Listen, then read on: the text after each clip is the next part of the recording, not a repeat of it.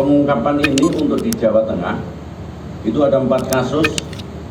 Jadi 4 kasus itu 5 tersangka yang barang buktinya adalah 1.260.000.000. Jadi dari 5 tersangka ini, kemudian ada lagi 3 tersangka di Mesuji, kemudian di Jawa Barat itu DPO, Jawa Timur DPO.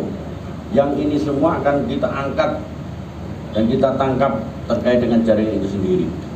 Syedaralun, kasus pabrik uang palsu di Kabupaten Sukoharjo, Jawa Tengah berhasil dibongkar pihak kepolisian. Para pelaku di balik pabrik uang palsu ini diketahui menjalankan aksinya berawal dari belajar di media sosial.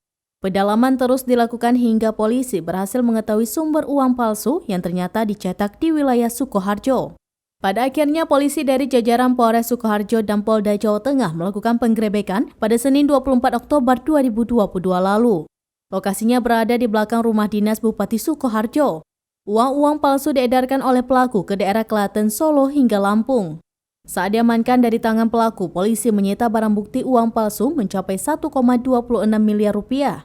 Sebanyak 5 pelaku pembuat uang palsu berhasil diringkus dalam penggerebekan tersebut. Polisi juga turut mengamankan 11 mesin cetak asal Jerman, kertas hasil impor, komputer, alat sablon hingga alat hitung uang. Para pelaku mengaku belajar membuat uang palsu dari media sosial. Mereka kemudian mencoba hingga akhirnya memproduksi dalam jumlah yang besar.